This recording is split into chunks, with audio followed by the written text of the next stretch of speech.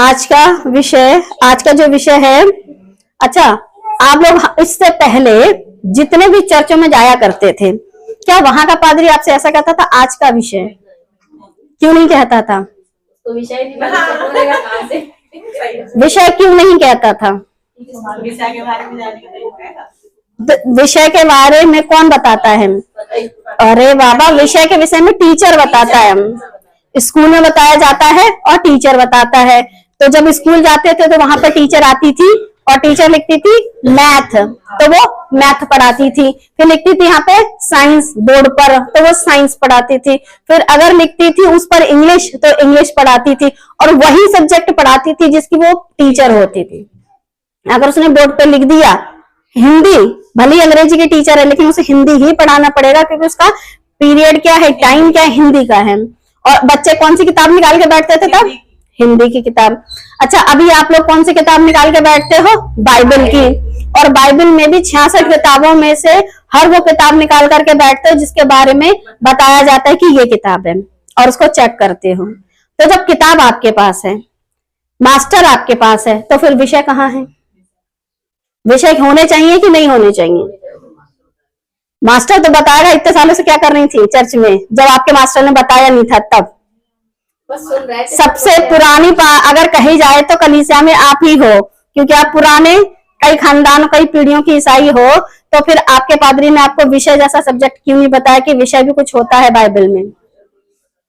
हाँ, जोर से बोलो। मास्टर को हाँ, कह रही है मास्टर को नहीं पता था।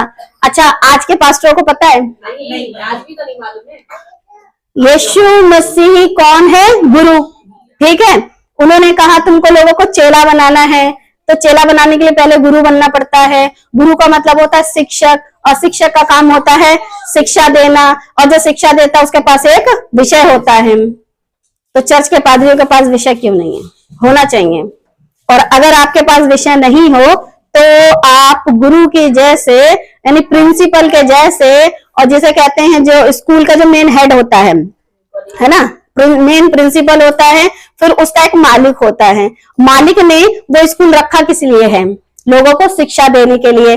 शिक्षा के लिए वहां पर एक प्रिंसिपल रखा होता है, फिर एक वाइस प्रिंसिपल रखा होता है, फिर टीचर्स रखी होती हैं। तो वो अंग्रेजी में उसी को कहते हैं प्रिंसिपल, हेड मास्टर ही होता है। ठीक है, हाँ, वाइस प्रिंसिपल मतलब उससे छोटा वाला रहता है, तो वो ही होता है। हम सब का जो हेड मास्टर है उसका नाम है यीशु मसीह। ठीक है, और जिसने स्कूल बनाया उसका नाम है यहोवा परमेश्वर। और उसके बाद टीचर रखे, जिसमें कि ऐसे आते हैं जो पुराने टीचर थे, पौलुस, पतरस, यूहन्ना, याकूब। और उसके बाद जो टीचर आए वो हम सब, यीशु गुरु है ना, उसके बाद जो आए वो सब। उससे पहले व्यवस्था चलती थी, तो व्यवस्था में मौका नहीं था सबको जाने का। लेकिन जब यीशु आए तो यीशु ने कहा मैं गुरु तो तुम चेले। तो हम वहां से बात कर रहे हैं जहां पर पतरस, पौलुस ये सब क्या बने? टीचर। तब से अब तक कुछ बदला? टीचर रहना चाहिए था। तो फिर टीचर के पास आज विषय क्यों नहीं है? अगर आज आप यीशु को अपना गुरु कहते हो और यीशु गुरु है, तो गुरु ने आपको शिक्षा दी थी और आप उसी के पद चिन्हों पर चल रहे हो, यीशु के पद चिन्हों पर चल रहे, तो आपके पास विषय कहाँ है? यीशु जब भी बात करते थे एक विषय लेकर के बात किया करते थे।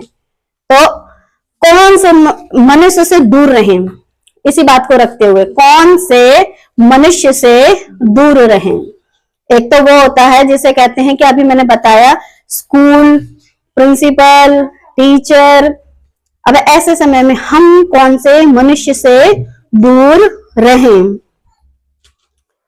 ये वाला शिक्षक है ना, एक होता है ये वाला शिक्षक जो कहाँ पाया जाता है? स्कूल में, जिसे कहते हैं टीचर या शिक्षक। टीचर या शिक्षक, तो ये हमें स्कूली शिक्षा देता है, जिसके चलते जो आपके भविष्य को खराब कर सकता है। अगर टीचर अच्छा ना हो, तो टीचर अच्छा पढ़ाने वाला ना हो तो क्या कर देगा?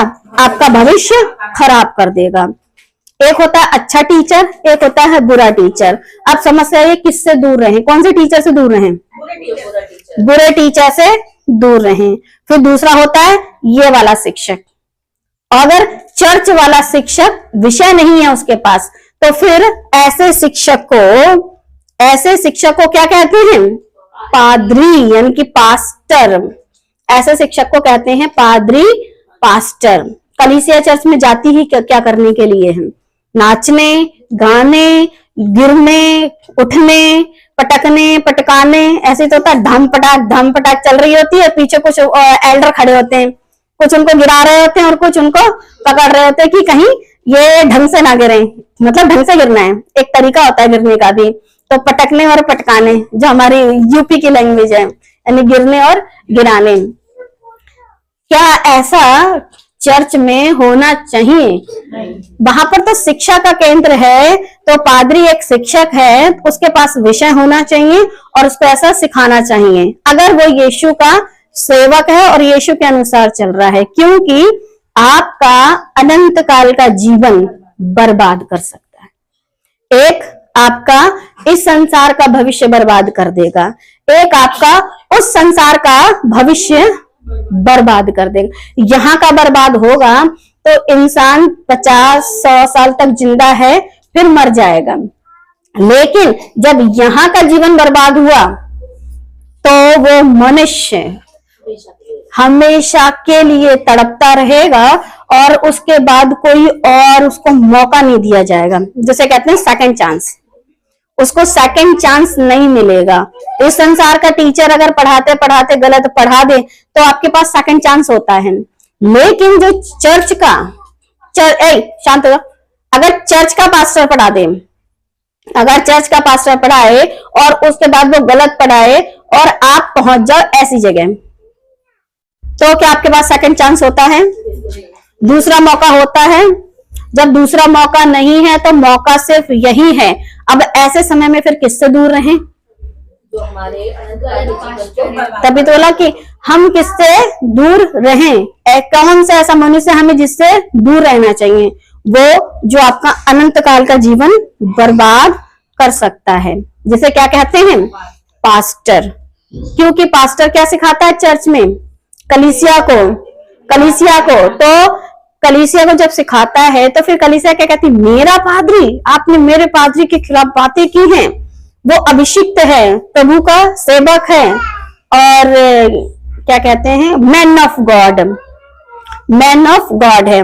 क्योंकि मेरा पादरी मेरे लिए प्रार्थना करता है, मेरा बपतिस्मा कराया है, उसने बच्चों की शादी कराई है, मेरा पादरी बड़ी बड़ी सभा कराता है और मेरा पादरी हर रविवार चिन्ह और चमत्कार करता है। दर्शन, स्वप्न, स्वर्ग का दर्शन हमारी कलीसियाओं में होते हैं। स्वर्ग की जो दर्शन होते हैं वो हमारी कलीसियाओं में होते हैं, स्वप्न होते हैं, दर्शन होते हैं। कई घंटों तक हम स्तुति आराधना करते हैं, प्रभु की महिमा करते हैं, गीत गाते हैं और हमारा पादरी हमसे ये सब चीजें करवाता है और हम सब करते हैं। क्या क्या करते हैं? आगे और है, मेरा पादरी आत्मा से भरा हुआ है, अभिषिक्त है, प्रभु का दास है, पावरफुल है। फिर मेरा पादरी अन्य भाषा बोलता है और ऐसी अन्य भाषा ना तो वो खुद समझता और ना उसका पड़ोसी समझता। फिर कहता तुम भी बोलो बोलो बोलो बोलो। और फिर हमारी कलीसिया में लोग खूब आशीष पाते हैं। ऐसा करके जितने भी मैंने यहाँ पर ये 10 आप लोगों के सामने समस्याएं रखी, ये समस्या है क्योंकि ऐसी कलीसिया कहती है मेरा पादरी मेरे लिए प्रार्थना करता है और यीशु वो पास्टर है जो कहता प्रार्थना करना सिखाता है। फिर मेरा बपतिस्मा कराया, यीशु मन फिराव का बपतिस्मा कराते हैं, ये दुष्ट आत्मा निकलवाओ का बपतिस्मा कराते हैं कि आप बपतिस्मा ले लो आपका दुष्ट आत्मा भाग जाएगा। फिर बच्चों की शादी कराई जाती है। यीशु कहते हैं मैं पृथ्वी पर ये सब कुछ कराने नहीं आया हूँ, क्योंकि 2 भाई लड़ रहे थे, भाई हमारा न्याय कर दो। यीशु ने कहा मैं ये सब कराने नहीं आया हूँ। अरे शादी ब्याह तो तुम्हें जैसी करनी वैसी कर ही लोगे। प्रभु यीशु ये शादी ब्याह कराने आए थे, आज चर्च के लोग ये कराने तो बैठे हैं। फिर बड़ी बड़ी सभा कराता है। यीशु बड़ी बड़ी सभा से दूर अपने चेलों को एकांत में शिक्षा देते थे, क्योंकि बड़ी बड़ी सभा में सिर्फ खाना पीना ऐश की कटनी होती है। फिर हर रविवार चिन्ह और चमत्कार करता है। यीशु मसीह के चिन्ह चमत्कार तब होते थे जब लोगों तक अनंत जीवन की बातें बतानी होती थी। और इनका क्या है, हर संडे इनके चर्च में चिन्ह चमत्कार होते ही रहते हैं, हर संडे होते रहते हैं। यीशु जगह जगह जाते थे, गांव गांव जाते थे, बदल बदल के लोगों से मिलते थे, ये उन्हीं लोगों के बीच में लगे रहते हैं। तो इनकी शिक्षा यीशु मसीह की शिक्षा से कहां मैच कर रही है? फिर दर्शन, स्वप्न, स्वर्ग का दर्शन हमारी कलीसिया में होते हैं। जब यीशु मसीह अपने लोगों के साथ थे, चेलों के साथ थे, किसी ने ऐसा ना दर्शन देखा, ना किसी ने ऐसा स्वप्न देखा, ना किसी को ऐसा स्वर्ग का दर्शन हुआ। और यीशु जब चले गए तो भी उनको कौन से दर्शन होते थे? कहां जाकर के सुसमाचार सुनाना है, बस ऐसा दर्शन होता था। जब भी हुआ, तुझे वहां जाना है दुख उठाना, तुझे वहां जाना है दुख उठाना, तेरे लिए वहां दुख रखा है। पौलुस के जरिए हम ये चीजों को पढ़ते हैं। तो फिर इनको कौन से दर्शन स्वप्न होते हैं? ये तो यीशु की शिक्षा पर नहीं चले। कई घंटों तक हम स्तुति आराधना करते हैं, यीशु और यीशु के चले कई घंटों तक स्तुति आराधना कभी नहीं करे, टाइम वेस्ट तो किया ही नहीं।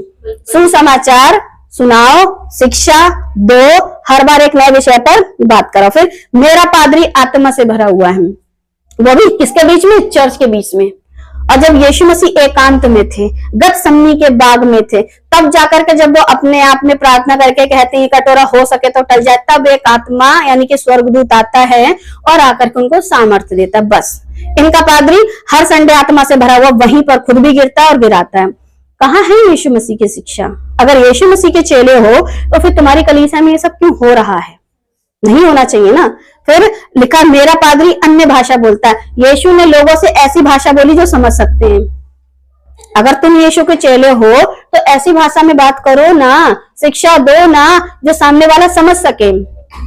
तुम ऐसी भाषा में बोलते हो जो कोई नहीं समझता, तुम खुद नहीं समझते। तो ऐसी अन्य भाषा के विषय में कहीं पर भी नहीं लिखा। पौलुस को अकल थी, पतरस को अकल थी, कौन सी भाषा में किन लोगों से बातचीत करनी है। तो ये आजकल के पादरी कौन सी भैंस के पीछे दौड़ रहे हैं, कौन सी भाषा में बोल रहे हैं। यहां तक कि जब जिसकी गधी को अकल देनी थी परमेश्वर ने, कि गधी के द्वारा आदमी को अकल मिले, जैसे कहते बिलाम, ठीक है, तो बिलाम से गधी अपनी भाषा में नहीं बोली, ढेंचू ढेंचू ढेंचू, कौन सी भाषा में बोली? मतलब गधे को अकल है, जानवर को अकल है कि इस इंसान की बोली में मैं बोलूं तो ये समझ जाएगा। तो ये आजकल के पादरी गधे से भी बुरे हैं। बड़ी सोचने वाली बात है। मतलब आजकल के ये जो पादरी हैं जो रबा सबा सिखाते, तुम गधे से भी बेकार हो। एक जानवर को अकल है कि इंसान से उसकी बोली में बात करूंगा तो ये समझेगा, और तुम ना समझ कौन सी भाषा में बात कर रहे हो? तुम यीशु के चेले हो ही नहीं सकते, क्योंकि तुम्हारी भाषा में गड़बड़ है। हमारी कलीसिया में लोग खूब आशीष पाते हैं, उनका घर भरा है, उनके आशीषों की कमी नहीं है, यीशु के पास रहने का ठिकाना नहीं। और ये कहते हैं तुम्हारे को बढ़िया से बढ़िया मकान मिलेगा। यीशु कहते हैं कि चिड़ियों के घोंसले, लोमड़ियों के भट्ट, और मेरे को सर धरने की जगह नहीं है। अच्छा, यीशु को तो नहीं थी, लेकिन चेलों के साथ भी नहीं था। पौलुस पूरी जिंदगी इधर से उधर, इधर से उधर, उधर से उधर घूमता रहा, उसके पास जगह नहीं थी, ठिकाना नहीं था। पतरस के पास भी ठिकाना नहीं था, जितने चेले थे उनके पास ठिकाना नहीं था। आज बड़ा बड़ा ऊंचा ऊंचा बड़ा बड़ा मकान ठिकाना बना करके फिर लोगों को बुलाते हैं, कहते देखो, कहते हमारा पादरी आशीषित है। तुम्हारा पादरी जाता कहाँ है? पता कब जाता है? जब उस पादरी को बढ़िया सी लग्जरी लाइफ के लिए लोग बुलाते हैं कि ऐसा होटल देंगे, ऐसी लग्जरी लाइफ देंगे, 5 स्टार 7 स्टार होटल होगा, तुम्हारा प्लेन का टिकट होगा, तुम्हारी क्वार के लिए बढ़िया होटल में जगह होगी, तब वो हिल के जाता है। यीशु के चेले बिल्कुल ऐसे ही जाया करते थे। यीशु के चेले जब जाते थे तो पहले पूछते थे, हेलो हमारे लिए जाने के लिए कार है, रहने के लिए होटल है? जबकि यीशु क्या कहते, जा रहे हो तो झोला लेके जाइयो, तुम्हारे पास जो कुछ है लेके जाइयो, क्या पता जहां जाओ वहां खाने को मिले ना मिले। पहले यीशु ने भेजा और कहा कि झोली डंडा लेके मत जाना, ठीक है, दोबारा कहा लेके जाना। पता, अरे अभी तो मैं इनके साथ हूँ, जब मैं चला जाऊंगा तो इनको रोटी की भी जरूरत पड़ेगी, पानी की भी जरूरत पड़ेगी, कपड़ा की भी जरूरत पड़ेगी, इसलिए लेके जाओ। मगर ये क्या करते हैं? लेके आओ, लेके हम आएंगे ना, हम आएंगे, हमको ये फैसिलिटीज चाहिए हैं, क्योंकि भाई इसके बिना ये जीते नहीं है, क्योंकि आशीषित हैं। हमारी कलीसिया के लोग खूब आशीषित हैं, इसलिए पैसा दे देकर बुलाते हैं। कितनी ऐसी जगह हैं जो ये नहीं जाते, इन्होंने वो जगह देखी तक नहीं है। अगर ऐसी कंडीशन यीशु के चेलों की होती तो हिंदुस्तान इतना गरीब देश था ना, इतना गरीब देश था कि थोमा कभी नहीं आता यहाँ प्रचार करने। तो अगर तुम यीशु के चेले हो, ठीक है, उन चेलों की बातों को सुन करके यीशु पर विश्वास किए हो, तो तुम पास्टर ऐसी हरकतें क्यों करते हो? या तो हरकतें बदल दो या फिर अपना पद बदल दो, क्योंकि तुम्हारी वजह से कोई नर्क जाएगा।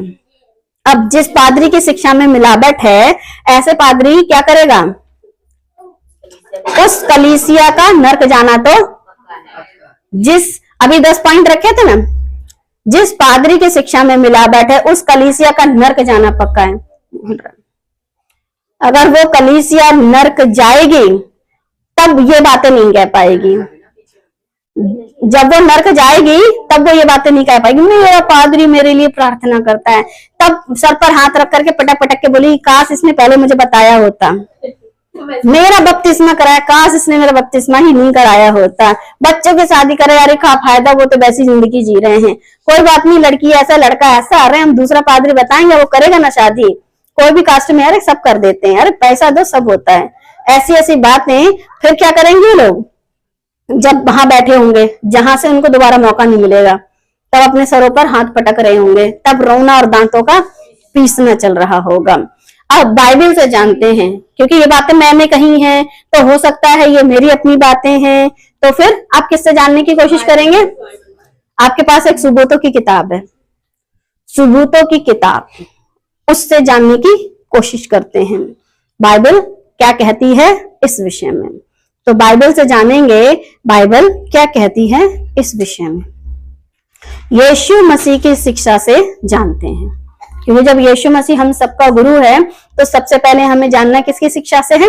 यीशु की शिक्षा से। क्या यीशु मसीह ने ऐसी शिक्षा दी थी?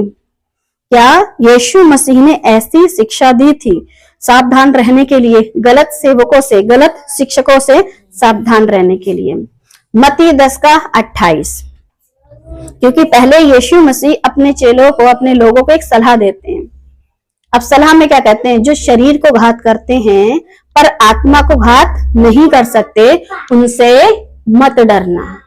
क्योंकि जैसा हम प्रचार करते हैं, शिक्षा देते हैं, तो हम जैसे लोगों के लिए, आप जैसे लोगों के लिए यीशु की तरफ से एक सलाह है कि जो शरीर को घात करते हैं पर आत्मा को घात नहीं कर सकते, उनसे मत डरना। क्योंकि बहुत सारे चर्च के लोग कहते हैं प्रभु का सेवक, अभिषिक्त, अनॉइंटेड मैन ऑफ गॉड, आपने उसके खिलाफ बोल दिया, आप कैसे उसके खिलाफ जा सकती हैं? जैसे अभी रिसेंटली एक पादरी बहुत ही बेकार की टीचिंग दे रहा था, तो जिस पर कुछ लोगों ने कमेंट किया तो कहते वो मैन ऑफ गॉड है, प्रभु न्याय करेगा। तो फिर प्रभु ने आपको क्यों रखा हुआ है? जो शरीर को घात करते हैं उनसे मत डरना, क्योंकि इन्हें डर लगता है इनका पादरी इन्हें चर्च से निकाल देगा। लेकिन हमें डर क्यों लगेगा? हमको चर्च से निकलने का कोई डर नहीं है, हाँ स्वर्ग से निकलने का डर है। इसलिए जो शरीर को घात करते हैं पर आत्मा को घात नहीं कर सकते, उनसे मत डरना, पर उसी से डरो जो आत्मा और शरीर दोनों को नरक में नष्ट कर सकता है। तो हमें जिसका सेवक बनाया गया है, हम उससे डरेंगे, दोनों को, आपकी आत्मा को भी और आपके शरीर को भी। यहाँ के लोग सिर्फ और सिर्फ शरीर को घात कर सकते हैं, मगर आत्मा का रत्ती भर नुकसान नहीं कर सकते। लेकिन प्रभु यीशु मसीह आत्मा और शरीर दोनों को, वो भी नरक में नष्ट, नष्ट का मतलब खत्म नहीं, मतलब पीड़ा में तड़पते रहना। ऐसी मुसीबत कौन दे सकता है? वो जिसके लिए आप सेवक बने थे और आप उसी को धोखा दे करके अब क्या कर रहे हो? वो आपके आत्मा और शरीर दोनों को नरक में डाल देगा। तो फिर आपको शिक्षा कैसी देनी थी? आपको ऐसा शिक्षक बनना था जो प्रिंसिपल जो है उसी के रूल्स चलते हैं। टीचर हमेशा प्रिंसिपल के रूल मांगता है, वही सिद्धांत मानता है जो सिद्धांत उस स्कूल में चल रहे होते हैं, अपने सिद्धांत नहीं लाता। तो फिर आपने कैसे अपने सिद्धांत ले आए?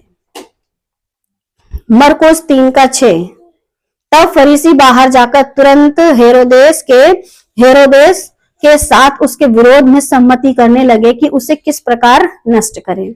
अच्छा, जब यीशु ने ऐसी शिक्षा दी कि किससे डरे, तो ध्यान रखिए कि हेरोदेस के साथ मिलकर फरीसियों ने यीशु मसीह को नष्ट करने के बारे में सोचा। तो यीशु ने खुद के जीवन में इन चीजों को लिया, तब आपको सलाह दी। क्योंकि यीशु मसीह को अगर क्रूस पर लटकाया तो किन लोगों ने?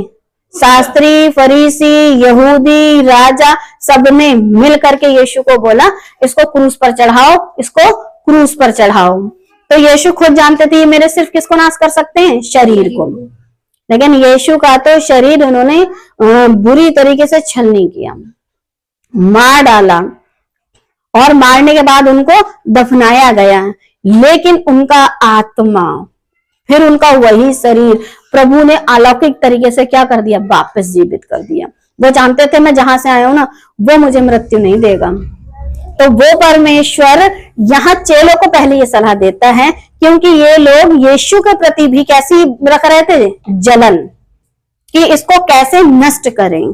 तो जब शिक्षा यीशु की ऐसी थी तो यीशु को नष्ट करने के बारे में लगे हुए थे। तो आज जैसी शिक्षा है उसके आधार पर भी तो जो सही शिक्षा सिखा रहे हैं उनको नष्ट करने के बारे में लगे हुए हैं। अब क्या यीशु मसीह ने अपनी तरफ से कहा था क्या, जो अभी पहले आयत आपको पढ़ाई कि जो शरीर को नाश करता है उससे डरने की जरूरत नहीं है, उससे डरने की जरूरत है जो आपकी आत्मा और शरीर दोनों को नष्ट कर सकता है। तो ये वाली शिक्षा क्या यीशु मसीह ने अपनी तरफ से कहा था? क्या यीशु मसीह ने अपनी तरफ से कहा था या फिर पुराने नियम से इस शिक्षा को लेकर कहा था? तो फिर बताओ, हमें पता था बोलोगे, अब बताओ। चलो कोई एक ऐसी आयत बताओ जो ये इस बात को मैच कर जाए, जो शरीर को नष्ट करता है उससे मत डरो, लेकिन जो शरीर आत्मा दोनों को नष्ट करता है उससे डरो। अब इसको बताना अगर चाहें तो आप कौन सी पुराने नियम से आयत को लेंगे, अगर आप लेकर के समझाना चाहें तो? अदन की वाटिका से आयत बतानी है, अदन की वाटिका से कहानी की बात नहीं चल रही, आयत बोला मैंने। इसमें क्या लिखा है, पुराने नियम से, यानी जब आयत बोली तो कौन सी ऐसी बात को, कौन सी आयत को लेकर के समझाया, कौन सी ऐसी आयत को लेकर समझाया? यशाया 8:11, यशाया 8:11, क्योंकि यहोवा दृढ़ता के साथ मुझसे बोला और इन लोगों की सी चाल चलने से मुझको मना किया। यहोवा दृढ़ता से मुझसे बोला, यानी कि पूरे दृढ़ होकर के मुझसे कहा, इन लोगों की सी चाल चलने से मुझे क्या करा, मना किया। यशाया 8:12, और कहा जिस बात को ये लोग राजद्रोह कहें उसको तुम राजद्रोह ना कहना, और जिस बात से वे डरते हैं उससे तुम ना डरना और ना भय खाना। तो परमेश्वर ने दृढ़ता से कहा और यीशु मसीह ने इस पृथ्वी पर आकर के उसी बात को दृढ़ता से कहा। और साथ साथ का जिस बात को ये लोग कहना कि ये राजद्रोह है, जब यीशु की शिक्षा यीशु देते थे तो लोग कहते थे ये व्यवस्था के खिलाफ है, राजद्रोह इसी को तो कहेंगे कि व्यवस्था के खिलाफ है, उसको तुम राजद्रोह ना कहना, तुम वही कहना है और तुमको डरने की जरूरत ना, और तुम ना डरना और ना भय खाना। आगे ये लिखा हुआ है, सेनाओं के यहोवा ही को पवित्र जानना, उसी का डर मानना और उसी का भय रखना। तभी तो यीशु ने बोला कि किससे डरने की जरूरत है, उससे डरना है जो आपके शरीर को नाश करता है, या फिर उससे डरना है जो शरीर और आत्मा दोनों का नाश कर सकता है। तो ये वाली जो आयत है यशाया 8:13, सेना का यहोवा ही को पवित्र जानना, उसी का डर मानना और उसी का भय रखना। क्यों? वो दोनों को नाश कर सकता है। तो यीशु मसीह जब भी बातचीत करते थे, जब भी शिक्षा देते थे, तो पुराने नियम से लेकर के बातों को बताते थे, क्योंकि उनके टाइम तक 39 बुक्स जो थी वो लोगों तक पहुंची हुई थी व्यवस्था के आधार पर। तो फिर आज आपके पास 66 बुक्स हैं, फिर भी आपकी शिक्षा कैसी है? क्यों आपके पास विषय नहीं होता? हर बार बाइबल से आप विषय क्यों नहीं बताते? तो ये आयत बाइबल की, ये आयत पुराने नियम की, ये आयत को रखते हुए यीशु मसीह ने अपने चेलों को समझाया कि तुम्हें किससे डरने की जरूरत है, यहोवा ही को पवित्र जानना और उसी का डर मानना। इसके अलावा ना तो आपको किसी का ऐसा भय मानने की जरूरत है, जैसा लोग कहते हैं मैन ऑफ गॉड, अरे हमें प्रभु के सेवक से डरना चाहिए। प्रभु का सेवक होकर के प्रभु से नहीं डरता, है ना। यीशु मसीह का चेला हो करके यीशु मसीह से नहीं डरता, तो मैं तुझसे क्यों डरूं भाई। तू मेरे बाप से नहीं डरता, मैं तुझसे क्यों डरूं। जब दो भाई बहन आपस में लड़ रहे होते हैं और एक बच्चा माँ बाप की बेइज्जती कर रहा होता है, तो फिर दूसरा बच्चा क्या करता है, वही उसी भाई उसी बहन को चाटे चाटे बजाता है। तुझे तमीज नहीं है मम्मी पापा से बात कैसी की जाती है। तो फिर अगर कोई सेवक हो करके यीशु मसीह के वचन में मिलावट करके गड़बड़ी की बातें लोगों को सिखा रहा है, तो हम तो फिर भी कुछ नहीं कर रहे हैं, सिर्फ कह रहे हैं। हम ऐसे भाई बहन थोड़ी ना है जो झोंटे पकड़ के मार रहे हैं। अगर रियल में होते और हमारे माँ बाप के तुम बच्चे होते और अगर तुम हमारे माँ बाप से बदतमीजी कर रहे होते, अब तक हमने तुम्हें धो दिया होता। मगर ऐसा कहाँ कर रहे हैं, हम तो सिर्फ कह रहे हैं। फिर भी लोग क्या कहते हैं, मैन ऑफ गॉड के खिलाफ जा रहे हो। वो मैन ऑफ गॉड खुदा के खिलाफ जा सकता है, वो खुदा का खादिम है, खुदा नहीं है। तुम खुदा के खादिम होके खुदा के खिलाफ जा सकते हो, तो हम तुमको ना बताएंगे तुम गलत कर रहे हो। हमें डरना उससे है जिसे कहते हैं सेनाओं का यहोवा, जो आत्मा शरीर दोनों को नष्ट कर सकता है, ना कि सिर्फ शरीर को। अगर ज्यादा से ज्यादा क्या करोगे, पैसे पावर के बल पर हमारा सिर्फ शरीर नाश कर सकते हो। शरीर और आत्मा दोनों को नरक में डालने का अधिकार यीशु मसीह को है। यशाया 8:14, और वह शरण स्थान होगा। शरण स्थान होगा एक ऐसी जगह जहां आप सेफ रहोगे, परंतु इजराइल के दोनों घरानों के लिए ठोकर का पत्थर। इजराइल के दोनों घराने, एक यहूदा दूसरा इजराइल, दोनों के लिए काय का ठोकर का पत्थर और ठेस की चट्टान। और ये कौन था, यीशु मसीह। दोनों के लिए, यरूशलेम के निवासियों के लिए फंदा और जाल होगा।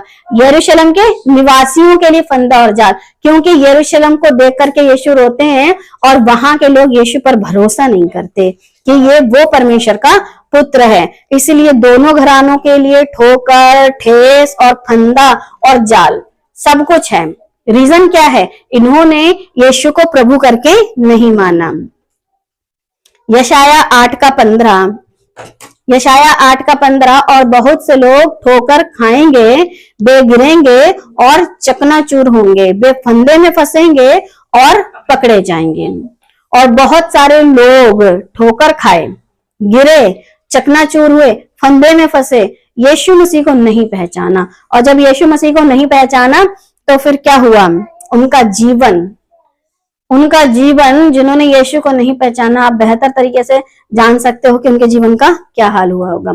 यीशु मसीह ने सदूकी, शास्त्री, फरीसी, यहूदियों से सावधान रहने को कहा, या उनकी शिक्षा से।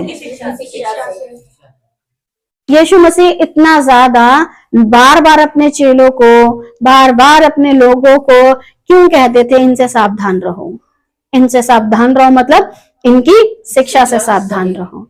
अगर यीशु मसीह कहते हैं कि इनकी शिक्षा से सावधान रहो, तो फिर आजकल चर्च के पास्टर्स जो खुद को कहते हैं यीशु मसीह का सही सेवक, वो ऐसी शिक्षा क्यों नहीं देते जैसे यीशु की है। अगर वो ऐसी शिक्षा नहीं देते जिसे कहते हैं यीशु की शिक्षा, सावधान रहने की शिक्षा, तो फिर वो वाले लोग हैं, ये वो वाले लोग हैं जिनसे सावधान रहने की शिक्षा आपको देनी पड़ेगी, क्योंकि ये भेड़िए हैं। अगर आप भेड़िए हो तो आपसे सावधान रहने की शिक्षा देनी पड़ेगी। और यदि आप यीशु के चेले हो तो फिर आप ऐसी शिक्षा दो, या तो आप ऐसी शिक्षा दो कि भेड़ियों से सावधान रहो, या फिर आप वो भेड़िए हो जिससे सावधान रहने की शिक्षा हमें देनी पड़ रही है। तो पुलपिट पे खड़ा पादरी अपने आप में खुद डिसाइड कर ले, अपनी शिक्षा के आधार पर डिसाइड कर ले कि वो भेड़िया है या फिर वो चरवाहा है जो भेड़ों को चरा रहा है। इसमें हमारी गलती नहीं है। आप बन जाओ ना चरवाहे, हम नहीं कहेंगे आपसे, या तो चरवाहे बन जाओ या फिर तुम भेड़िए हो, दोनों में से डिसाइड करके बता दो। अब फंस गए, या तो शिक्षा सुधार लो या तुम भेड़िए हो। शिक्षा अगर सुधरती है, यीशु की जैसी शिक्षा है, तो तुम भेड़िए नहीं हो। और अगर शिक्षा यीशु मसीह जैसी जो कहती है, वार्निंग देती है, तो फिर तुम कौन हो, तुम वो भेड़िए हो जो नोच नोच करके खा रहे हो, कलीसिया को नोच रहे हो। क्योंकि यीशु मसीह ने हमेशा सावधान रहने की शिक्षा दी। मत्ती 16:6 यीशु ने उनसे कहा, देखो फरीसियों और सदूकियों के खमीर से सावधान रहना, इनकी शिक्षा से सावधान रहना। तो फिर अगर आप यीशु के सही सेवक हो तो लोगों को क्यों नहीं बताते हो कि ये पादरी गलत शिक्षा दे रहा है, ये टीचर नहीं है, ये कीचड़ है जिसमें गिर जाओगे और खराब हो जाओगे, इससे सावधान रहो। मत्ती 16:7 वे आपस में विचार करने लगे, हम रोटी नहीं लाए इसलिए वह ऐसा कहता है। अभी उन दिनों के चेले थे जिनके पास उस समय इतनी अकल नहीं थी, लेकिन अब हमारे पास अकल है क्योंकि पवित्र आत्मा दिया गया है और पवित्र आत्मा बता देता है कि कौन इंसान कैसी शिक्षा दे रहा है। मत्ती 16:8 यह जानकर यीशु ने उनसे कहा, हे अल्पविश्वासियों, तुम आपस में क्यों विचार करते हो कि हमारे पास रोटी नहीं है। यीशु उनको कैसी डांट लगा रहे हैं, अल्पविश्वासी, तुम्हारा विश्वास क्या है, शून्य है, खत्म, तुम लोगों को विश्वास ही नहीं है। मैंने 5000 लोगों को खाना खिला दिया, तुम अभी भी रोटी के चक्कर में लगे हुए। जैसे कि आज चर्चों में हमारा पास्टर, पावरफुल पास्टर प्रार्थना करता है तो ऐसे ऐसे लोग हिल जाते हैं। अच्छा, यीशु ने इतना कुछ कर दिया, तुम अभी भी इन्हीं चक्करों में लगे पड़े हो। इसे कहते हैं अल्पविश्वासी। मत्ती 16:11 तुम क्यों नहीं समझते कि मैंने तुमसे रोटियों के विषय में नहीं कहा, परंतु यह कि तुम फरीसियों सदूकियों के खमीर से सावधान रहो। खमीर मतलब शिक्षा, खमीर मतलब शिक्षा से सावधान रहो। तो यीशु मसीह जब सावधान रहने की शिक्षा दे रहे हैं कि इनकी शिक्षा से सावधान रहो, तो फिर चर्च के पास्टर साहब जी आप काहे नहीं दे रहे हो? कहीं ऐसा तो नहीं आप वो भेड़िया हो जिससे सावधान रहने की शिक्षा देनी पड़ेगी? तो बोलेंगे कि नहीं, तो फिर शिक्षा देते क्यों नहीं? या तो शिक्षा देना शुरू कर दो या आप भेड़िए हो, आप मैन ऑफ गॉड नहीं हो। अगर आप मैन ऑफ गॉड हो तो अगर हम आपके खिलाफ बोलें तो भाई गलत बात है, लेकिन आप तो मैन ऑफ शैतान हो, यानी कि शैतान हो, शैतान के सेवक हो, अपने पिता शैतान से हो, तो फिर शैतान के खिलाफ बात कर सकते, तुम्हारे खिलाफ क्यों नहीं करें? क्योंकि तुम शैतान की औलाद हो। अगर प्रभु के सेवक होते तो तुम्हारी शिक्षा गड़बड़ी की नहीं होती। तो यीशु मसीह ने कहा इनसे रहना सावधान। मत्ती 16:12 तब उनकी समझ में आया कि उसने रोटी के खमीर से नहीं पर फरीसियों सदूकियों की शिक्षा से सावधान रहने को कहा था। वैसे ही आज भी हम जैसे लोग आपको यही कह रहे हैं, उस मनुष्य के खिलाफ आप नहीं हो जो प्रभु का सेवक है, जो खुद प्रभु के खिलाफ है, आप उसके खिलाफ बात कर रहे हो। जो प्रभु के खिलाफ जा सकता है, आप उसके खिलाफ जाकर के बात क्यों नहीं कर पाते हो? जो प्रभु के साथ नहीं, लिखा जो मेरे साथ नहीं बटोरता वो क्या करता है, बिखेरता है, और जो बिखेर रहा है वो मेरे काम को खराब कर रहा है। और मैं उससे कहूँ नहीं भैया बड़ा अच्छा काम कर रहे हो, अरे यहाँ तो खत्तों में इकट्ठा करके रखना, तू हमारे बोरे में से निकाल निकाल के फेंकने में लगा पड़ा है, हमारी मेहनत को क्या कर रहा है, बर्बाद। तो ऐसा इंसान मैन ऑफ गॉड कैसे हो सकता है जो कि परमेश्वर के खिलाफ काम कर रहा है? कि क्या हो रहा है इसको? लूका 12:1 इतने में जब हजारों की भीड़ लग गई, यहाँ तक कि वे एक दूसरे पर गिरे पड़ते थे, तो वह सबसे पहले अपने चेलों से कहने लगा, फरीसियों के कपट रूपी खमीर से चौकस रहना। यीशु मसीह आपकी क्या इनसे कोई खास दुश्मनी थी? है ना, यीशु मसीह की आपकी खास दुश्मनी थी? जब देखो तुम शास्त्री फरीसी इनसे चौकस रहो, सावधान रहो, इनकी शिक्षा से सावधान रहो, तो क्या यीशु मसीह आपको इनसे दुश्मनी थी? इनसे नहीं, इनकी शिक्षा से। क्योंकि ये क्या करते थे, मिलावट करते थे। और मिलावट कैसी? क्योंकि फरीसी और सदूकी, फरीसी और सब यहूदी पूर्वजों की परंपरा पर चलते थे। समस्या इनकी ये थी, पूर्वजों की परंपरा पर चलते हैं और जब तक भली भांति हाथ नहीं धो लेते तब तक नहीं खाते। पूर्वजों की परंपरा, जैसे अभी हम एक थोड़े दिनों के बाद पूर्वजों की एक परंपरा मनाई जाएगी।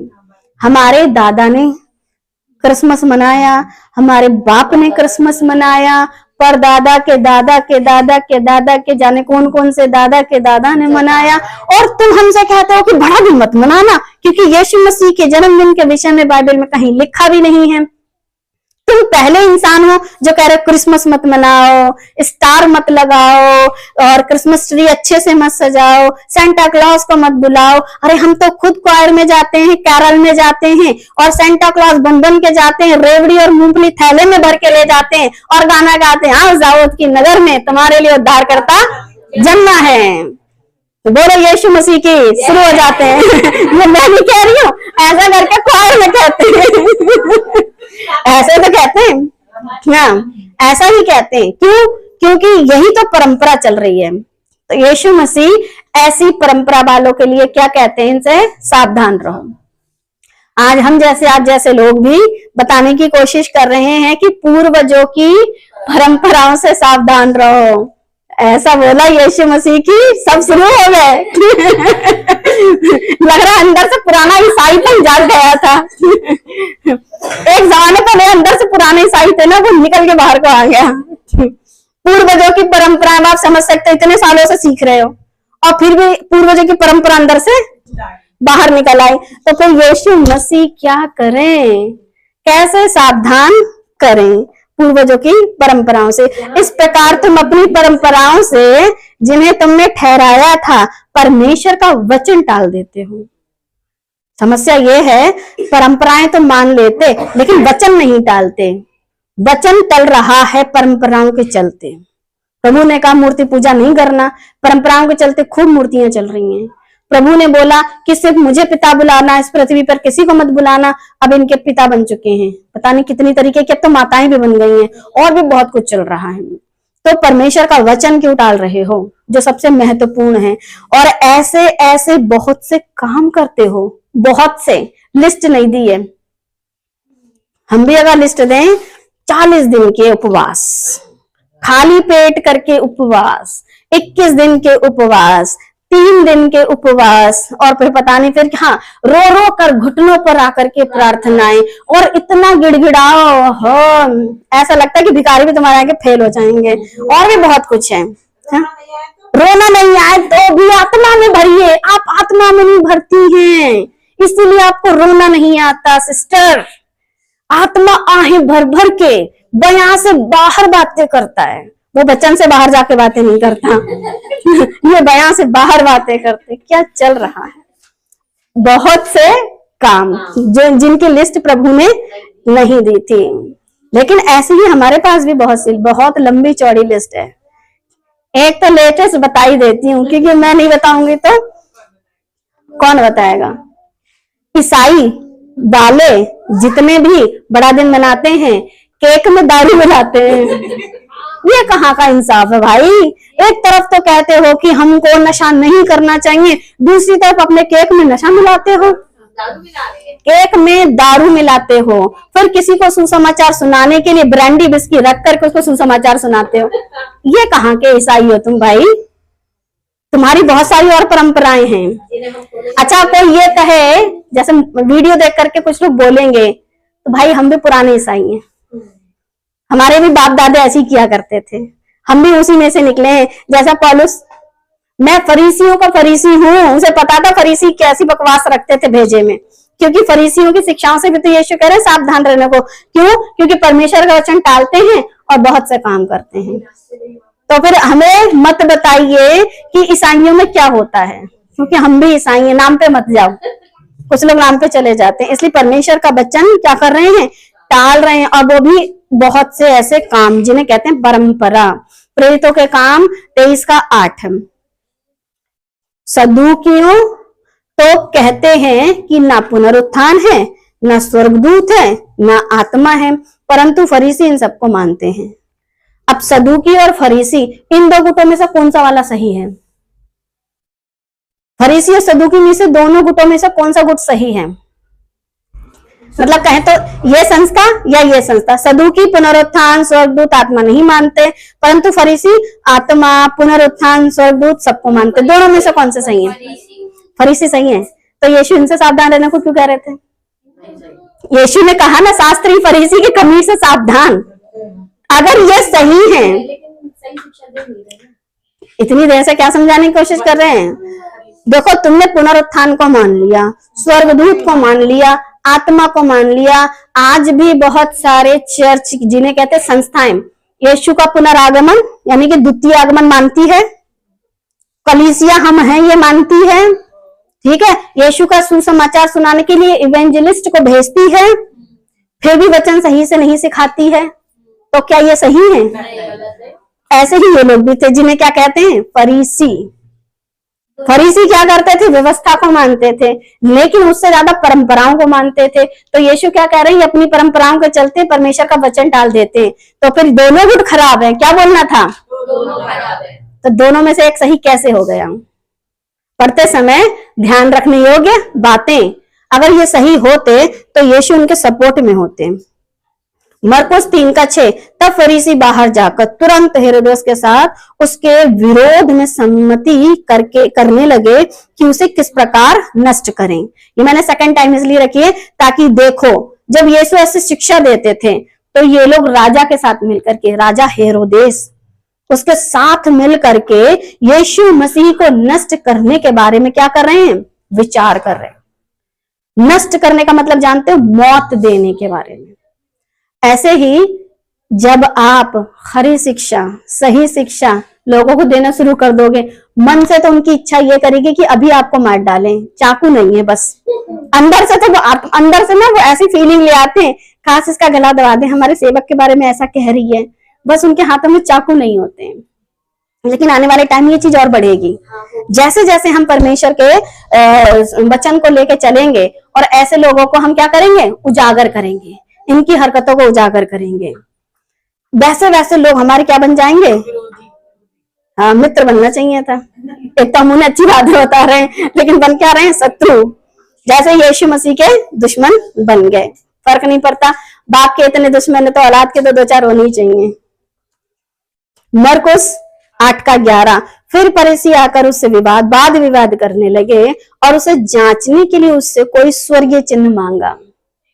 और आज भी बहुत सारे पादरी कहते हैं जिस कलीसिया में चिन्ह चमत्कार नहीं होते वो मरी हुई है।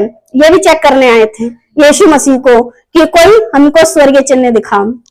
यीशु निकोदेमुस से कहते हैं, पृथ्वी की बातें तो तेरे भेजे में नहीं घुसती, मेरी टोन में। बाइबल में ऐसा लिखा नहीं है। बाइबल में कैसा लिखा है? पृथ्वी की बातें तो तुमको समझ नहीं आती, तो स्वर्ग की बातें कहां से समझ लोगे? वैसे ही हम कहते हैं दुनियावी बातें तो तुम्हारे भेजे में नहीं घुसती, तो फिर परमेश्वर की स्वर्गीय बातें कैसे तुम्हारे दिमाग में चढ़ जाएंगी? नहीं चढ़ पाएंगी। और मांग क्या रहे हैं? स्वर्गीय चिन्ह।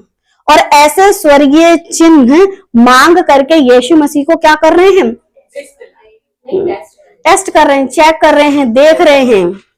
और जब अगर चर्चों में अगर ऐसे चिन्ह उल्टे पुल्टे चल जाते ना, गिरना उठना, अभी तो एक और न्यूज चल रही है, वो लड़की को प्रार्थना करी, वो छत पे ऐसे भाग गई। हाँ, बहुत तेजी में भाग गई। तो किसी ने लिखा क्यों रे, प्रभु की महिमा हो, आमीन, प्रेज द लॉर्ड, हालेलुया। मैंने लिखा बकवास है, एआई टूल से बनी हुई है। बस इतना ही फर्क है, दीवार पे चढ़ गई।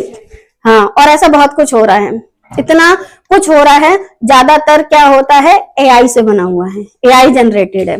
और जो भी कुछ थोड़ा बोड़ा जो उठा पटक चलती है, कोट घुमाओ, थूक गिराओ और धुआं गिराओ, पता नहीं क्या करते, पानी फेंको, और भी बहुत कुछ है जो कि इनके बारे में ज्यादा डिस्कस करना बेकार है।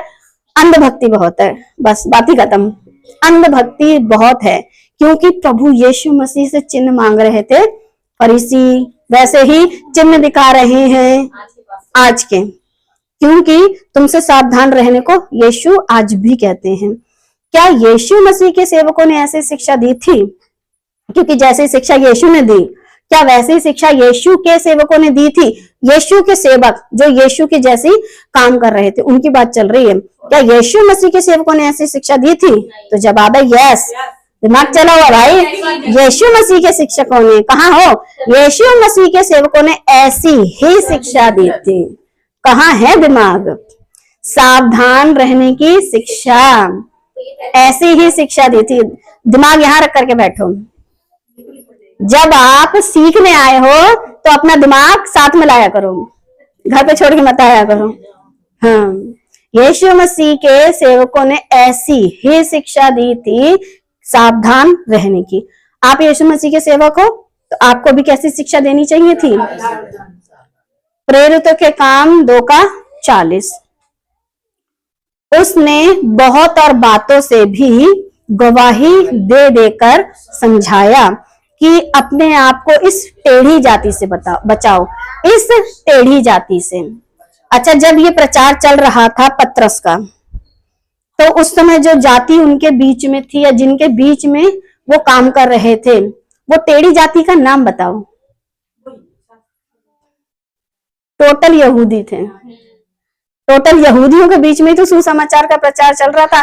जैसे कहते प्रेरितों के काम 2 अध्याय, जहां पर पवित्र आत्मा का उतरना, जीभे फटी दिखाई दी, लोगों पर आई, फिर वो प्रभु की बातों को तरह तरह की भाषाओं में, क्योंकि वहां पर बहुत सारे भक्त यहूदी थे। भक्त यहूदी उनमें से जितनों ने विश्वास किया वो तो भक्त यहूदी थे, बाकी सबके सब यहूदी टेढ़ी जाति।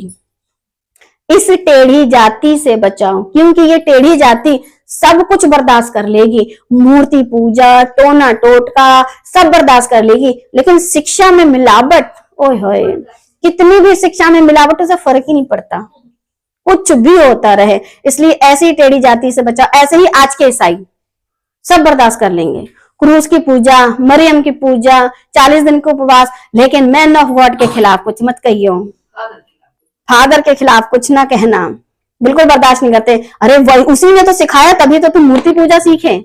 अगर वो नहीं सिखा रहा होता तो तुम ऐसे ऐसे कर रहे होते, फिर तुम पादरियों के चरण छू रहे होते, फिर तुम क्या कर रहे होते। कहीं कहीं चर्चों में तो ऐसा चलता है कि स्त्री के सर से पैर तक वो कान में कुंडल, ये लिपस्टिक फुल ऐसा कर दो जैसे कि कतई विधवा सी चली आ रही है।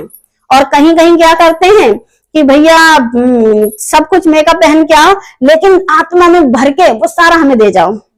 गले का मंगलसूत्र, कानों के कुंडल, पैरों की पायल सब हमें दे जाओ। क्यों? क्योंकि प्रभु के सेवक हो, प्रभु की सेवा में लगाएंगे। और ये चीजें जो तुम यहाँ बो रहे हो, मंगलसूत्र तुमने बोया, तुमने जितना भी सोना चांदी रुपया बोया, स्वर्ग में इकट्ठा है, तुम्हें फिर मिलेगा। वहां पर मंगलसूत्र किसके लिए पहनोगे जहाँ शादी ब्याह नहीं होते? सोचने वाली बात है। यीशु कहते हैं कि वहां पर हम स्वर्ग में दूतों की तरह होंगे, और तुम्हारा मंगलसूत्र वहां रखा हुआ पहनोगे किसके लिए जब बस शादी ब्याह नहीं होते? मंगलसूत्र की जरूरत तो यहाँ पर है, क्योंकि यहाँ पे लोग शादी ब्याह के बाद उसको अपनी निशानी के तौर पर पहनते हैं। प्रेरितों का काम 2:36। अतः अब इजराइल का सारा घराना निश्चय रूप से जान ले कि परमेश्वर ने उसी ही यीशु को जिसे तुमने क्रूस पर चढ़ाया, तुम यहूदियों ने क्रूस पर चढ़ाया। क्यों चढ़ाया भाई? तुम्हारे लिए तो आया था ना मसीहा, उद्धार करता आया, तो तुमने उसे क्रूस पर चढ़ा दिया। ऐसे ही आज जो शिक्षा देते हैं ना यीशु मसीह की, उनको लगता है कि इन्हें भी चढ़ा दो। बहुत बोलते हैं। प्रभु भी ठहराया और मसीह भी ठहराया। प्रभु यीशु मसीह को प्रभु यानी कि परमेश्वर ठहराया, और मसीह भी ठहराया, मतलब वो जो तुम्हारा उद्धार करता है। तो उसके खिलाफ तुम जा रहे हो, और हम तुम्हारे खिलाफ नहीं जा सकते। तुम हमारे प्रभु के खिलाफ हो, हमारे मसीह के खिलाफ हो, सृष्टिकर्ता के खिलाफ हो, जीवित परमेश्वर के खिलाफ हो, क्योंकि उसके शिक्षा के खिलाफ हो। दूसरा पत्रस 2:1। अभी ये पत्रस जी हैं जिन्होंने ऐसी शिक्षा दी है जैसे यीशु दे रहे थे।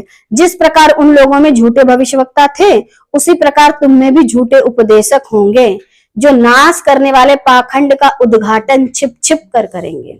नाश करने वाले पाखंड का उद्घाटन, और आज भी यही चल रहा है। नाश होने वाले जो पाखंड है ना, उसका उद्घाटन कर रहे हैं। उस स्वामी का जिसने उन्हें मोल लिया इनकार करेंगे। आज यीशु मसीह की शिक्षा, जिस यीशु ने उन्हें मोल लिया ना, उसके शिक्षा से इनकार करते हैं, क्योंकि यीशु की शिक्षा में कहीं पर भी ऐसी आशीषों से घर भर जाएं नहीं थी। और इनके शिक्षा में यही चलता है। आए दिन वो जो दमड़ी डाल रही थी, सबसे ज्यादा दान उसी का था, क्योंकि उसने अपनी सारी पूंजी डाल दी। अब लोग भावुक हो गए, उसने अपनी सारी जीविका डाल दी, तो हम भी अपनी पेंशन का कुछ हिस्सा तो डाल ही देंगे। पेंशनरों ने अपनी पेंशन डाल दी, उसके बाद नौकरी वालों ने अपनी नौकरी का हिस्सा डाल दिया। अरे कोई बात नहीं, हम अगले साल देख लेंगे, बड़े दिन पे कपड़े बना लेंगे, पादरी साहब के लिए जरूरत है, भर के डाल दो, डाल दिया। उतना करो जितनी अकल से और समझ से, दिमाग से, बुद्धि से करने की जरूरत है। अंधभक्ति में मत करो। दूसरा इंसान बढ़ता जाएगा, तू बढ़ता जा, मैं कम होता हूँ, पादरी बढ़ता जा और मैं कम होता हूँ। हमारे कलीसिया में अगर 50,000 लोग हैं या 10,000 लोग हैं या 2,000 लोग भी हैं, उनमें से किसी का बच्चा अमेरिका में नहीं पढ़ेगा, सिर्फ पादरी का बच्चा पढ़ रहा होता है। तू बढ़ता जा, मैं कम होता हूँ, ये चलता रहता है। रोमियो 16 का 17, अब हे भाइयों मैं तुमसे विनती करता हूँ। इसे क्या कहते हैं? हाथ जोड़ करके भाई मान जाओ, समझ जाओ, जो लोग उस शिक्षा के विपरीत जो तुमने पाई है फूट डालने और ठोकर खिलाने का कारण होते हैं, उन्हें ताड़ लिया करो, उनसे दूर रहो। यीशु के सेवक कह रहे हैं दूर रहो।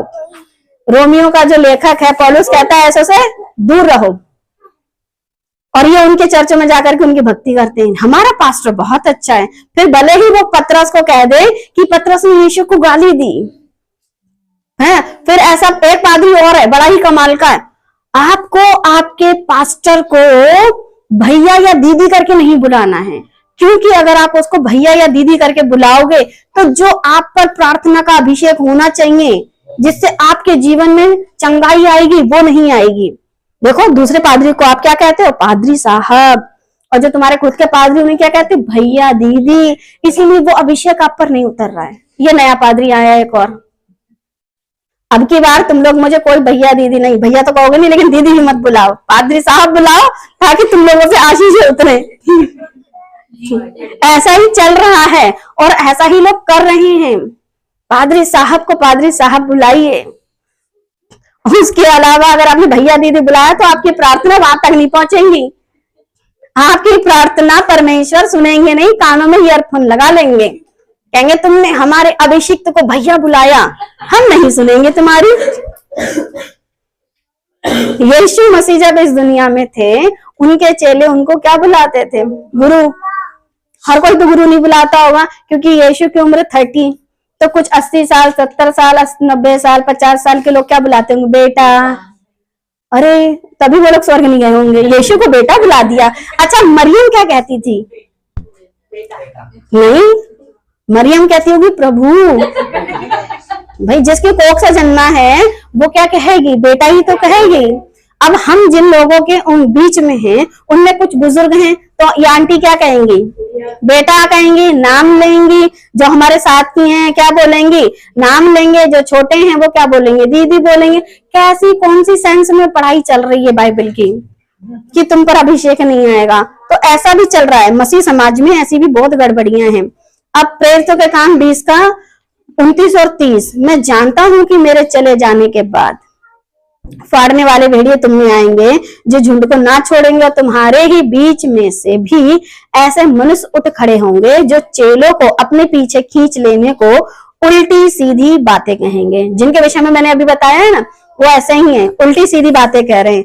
देखने में आपको ऐसे दिखेंगे मगर अंदर से ऐसे होंगे।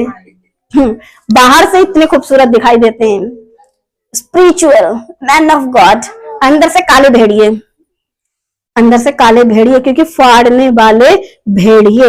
उल्टी सीधी बातें, और आज यही चल रहा है। पुलपिट से कैसी बातें चल रही हैं? उल्टी सीधी बातें। प्रेरितों के काम 23 का 6, कहलाने के लिए अगुवे हैं। जो चित्र है ये अगुवे हैं, लेकिन सब भेड़े गिर रही वो वहीं खड़े हुए हैं, क्योंकि ये सही अगुवे नहीं है। प्रेरितों के काम 23 का 6, तब पौलुस ने यह जानकर कि एक दल सदूकियों का और दूसरा फरीसियों का है, सभा में पुकार कर कहा, हे भाइयों, मैं फरीसी और फरीसियों के वंश का हूँ। मरे हुओं की आशा और पुनरुत्थान के विषय में मेरा मुकदमा हो रहा है। पौलुस को इसलिए पकड़ा गया था क्योंकि यीशु मसीह मुर्दों में से जी उठा, इसका प्रचार करता है। क्योंकि पौलुस खुद कहता है, मैं क्रूस पे चढ़ाए हुए मसीह का प्रचार करता हूँ। तो सब लोगों में क्या फैल गया था? शास्त्री, फरीसी, सदूकी, यहूदी में, कि अरे यीशु मसीह तो हमने ही उसको मरवाया था। अंदर अंदर चल रही थी ना बातें, और उसके बाद उसको कब्र में रखा गया था। फिर वहां पर जो सैनिक वहां पर उस पर ठप्पा लगाने की मोहर लगा करके, तो यीशु मसीह की जब बॉडी नहीं मिली तो उन सैनिकों ने क्या कहा? अब ये चीज वहां पर पैसों को लेकर आज भी बोलते आज भी ये धारणा, ये प्रचलन चल रहा है कि यीशु की बॉडी को चेले चुरा के ले गए। अब कुछ सालों के बाद एक फरीसियों में का फरीसी जिसका नाम है पौलुस उठा, कहता नहीं वो जिंदा हुआ है। सब फरीसियों ने कहा ये पागल हो गया है, और सदूकी कह रहा इसका तो दिमाग बिल्कुल चल गया। क्यों? क्योंकि वो लोग तो वैसे ही नहीं मानते, पुनरुत्थान को नहीं मानते हैं। कहलाने के लिए सब क्या है आज के जमाने के हिसाब से? ईसाई। आज के जमाने के हिसाब से ईसाई, और वो ईसाई जो शिक्षा देते हैं, ये वो शिक्षक हैं जो शिक्षा देते हैं, मगर पुनरुत्थान को नहीं मानते। फिर वो फरीसी ये चीज तो मानते हैं लेकिन यीशु को प्रभु नहीं मानते। आज भी यही चल रहा है। आप लोगों को ऐसे लोगों से सावधान रहने की जरूरत है। ये एक दिन काले भेड़िए टाइप के देखने के लिए ये मेमने हैं, लेकिन जस्ट अपोजिट हैं। ये सबको, सारी भेड़ों को क्या कर देंगे? नरक में डाल देंगे। मत्ती 16:23 बताता है, उसने मुड़कर पतरस से कहा, वही पतरस जो शिक्षा दे रहा है, एक दिन उसी के पास लिखा है कि जब पतरस ने मुड़कर पतरस से कहा, हे शैतान मेरे सामने से दूर हो। यीशु मसीह ने मुड़कर पतरस से कहा, हे शैतान मेरे सामने से दूर हो, तू मेरे लिए ठोकर का कारण है। क्योंकि यीशु कहते हैं कि ये जो शास्त्री हैं, फरीसी हैं, ये लोग मुझे पकड़वाएंगे, फिर ये लोग मुझे मार डालेंगे, फिर मैं मुर्दों में से तीसरे दिन जी उठूंगा। अब ये बातें सुनकर के पतरस जी इमोशनल हो जाते, कहते प्रभु ऐसा ना हो आपके साथ, आपको ये क्यों मरवा डालेंगे? जैसे आज अगर हम सही समाचार सुनाते हैं तो मेरे पति देव एक डायलॉग मारते हैं, जिस तरीके से तुम बातें कर रही हो काउ दिन कोई गोली मार देगा तुमको। तुम जितनी जहरीली बातें करती हो किसी दिन कोई तो तुमको गोली मार देगा, तो मार दे, गोली तो मार देगा, आत्मा की हानि नहीं हो पाएगी, शरीर की हो सकती है। उसमें मुड़कर पतरस से क्या कहे, शैतान मेरे सामने से दूर हो। मैंने अपने पति को बस ऐसे डायलॉग नहीं मारा कोई बात नहीं, जो होगा सो देखा जाएगा, तू मेरे लिए ठोकर का कारण है। कभी कभी हमारे प्रिय हमारे लिए क्या बन जाते हैं? ठोकर का कारण। हम जब प्रभु के रास्ते पर चले हैं तो प्रभु के काम के लिए किसी भी तरीके का हमको सैक्रिफाइस वाला जीवन प्रभु में होकर के करना है। मगर लोगों के लिए, जैसे लोगों के साथ चल के अरे उसे बुरा लग जाएगा, नहीं ऐसी बातें नहीं कहनी चाहिए, लगता है तो लगता रहे, क्योंकि तू परमेश्वर की बातों पर नहीं परंतु मनुष्यों की बातों पर मन लगाता है। तो हमारा मन किस पे लगा होना चाहिए था? परमेश्वर की बातों पर। तो परमेश्वर की बातों पर मन लगाना है, ना कि मनुष्यों की बातों पर। मत्ती 11:6, और धन्य है वह जो मेरे कारण ठोकर ना खाए। क्योंकि यीशु मसीह की शिक्षा अगर नहीं दोगे तो यीशु मसीह की शिक्षा की वजह से आप बहुत सारे लोग क्या खाएंगे?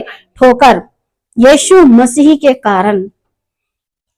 एक तो ठोकर वो होती है जब इंसान रखता है, एक ठोकर ऐसी भी है जब यीशु मसीह की शिक्षा को अगर आप नहीं समझोगे तो फिर आप शैतान को कभी अपने पैरों से कुचल नहीं पाओगे। आप उस शिक्षा से क्या खा जाओगे? ठोकर खा जाओगे। फिर लास्ट में है मत्ती 7:13, सकेत फाटक से प्रवेश करो, क्योंकि चौड़ा है वह फाटक और सरल है वह मार्ग जो विनाश को पहुंचाता है, और बहुत से हैं जो उसमें प्रवेश करते हैं। एक वो हैं जो कहते हैं आई बिलीव इन गॉड, मैं परमेश्वर पर विश्वास रखता हूँ। फिर दूसरे हैं आई ओबे गॉड, मैं परमेश्वर की आज्ञा को मानता हूँ। तो परमेश्वर पर विश्वास रखना है या परमेश्वर की आज्ञा को मानना है? आज्ञा को मानना है। परमेश्वर के सेवक बोलते हैं, नए नियम में आपने पढ़ा हो कि वो कहते हैं उसकी आज्ञाएं कठिन नहीं है, लेकिन विश्वास से काम चल तो रहा है, आज्ञा मानने की क्या जरूरत है? हम यीशु पर बहुत विश्वास करते हैं, हम विश्वास करते हैं। तुम्हारा विश्वास कैसा है? पिछली बार बताया था, मरा हुआ। बिना कर्म के। ओबे मतलब आज्ञा, आज्ञा वो होती है जिस पर चलना होता है, विश्वास सिर्फ वो होता है जो सिर्फ मरा हुआ है। कर्म बिना विश्वास, तो जितने भी हैं वो चौड़े मार्ग पर जा रहे हैं, जो कि कहां पहुंचाएगा? विनाश को। लेकिन जो उसकी आज्ञा को मान करके उसके काम को करेंगे वो कहां पहुंचेंगे? स्वर्ग में। तो डिसाइड आपको करना है, अगर आप सेवक हो तो आपकी शिक्षा में सब्जेक्ट क्यों नहीं होता, और सब्जेक्ट होता है तो फिर वो सिखाने के पर्पस से, सावधान करने के पर्पस से क्यों नहीं होता? जैसा कि यीशु का था, यीशु के चेलों का था, आपका क्यों नहीं है? आपका भी वैसा ही विषय होना चाहिए। मत्ती 7:14 बताता है, क्योंकि सकेत है वह फाटक जो कठिन है। अब कठिन रास्ते से जाना लोगों को पसंद नहीं है। वह मार्ग जो जीवन को पहुंचाता है। अगर आपको जीवन को पहुंचना है तो कठिन फाटक से जाएंगे, लेकिन थोड़े हैं जो उसे पाते हैं। इसीलिए स्वर्ग में जाने वाले बहुत नहीं होंगे, थोड़े होंगे। क्योंकि जब आप ऐसे सकरे मार्ग से जाओगे तो इतना सब कुछ लेकर के नहीं जा सकते। जितनी आशीषों का टोकरा भर भर के, ब्लेसिंग्स का टोकरा भर भर के, ये बंदा नहीं निकल सकता इसमें से। कुछ लोग कहेंगे हम तिरछे होकर निकल जाएंगे, मार्ग और सकरा हो जाएगा, क्योंकि थोड़ा अलग दिमाग के भी है ना, ऐसे करके नहीं जा रहे तो क्यों ना थोड़ा सा तिरछा हो जाया जाए और ऐसे ऐसे करके निकल जाया जाए। भाई आगे बढ़ गए तो देखो मार्ग और सकरा हो जाएगा, फिर तुम्हारी बाल्टी तो दूर, तुम्हारा निकलना मुश्किल हो जाएगा, क्योंकि कुछ दिमाग लगाकर ये कहते हैं। इसीलिए अगर चाहते हो, वैसे तो लोग नहीं जा पाएंगे क्योंकि उनको चौड़ा फाटक पसंद है, फिर भी जिनके कान खुले होंगे, आत्मा कलीसियाओं से क्या कहता है, हाँ जिनका दिल खुला होगा, नहीं जिनका दिल खुला होगा, तेरे दिल के द्वार पर यीशु खटखटाता, तो जिनका दिल का दरवाजा खुला होगा वो तो जान ही पाएंगे। लेकिन आत्मा कलीसियाओं से क्या कहता है, जो मेरी बात, जो मेरे शब्दों को सुनकर द्वार खोलेगा, मेरे शब्द सुनकर द्वार खोलेगा, तो जो कानों को सुनकर के द्वार खोल देंगे वो तो जाएंगे, लेकिन जो दिल के दरवाजा खोले खड़े रहेंगे वो नहीं जा पाएंगे। सो परमेश्वर आप सभी को बुद्धि दे कि परमेश्वर के वचनों को सही से पढ़ेंगे।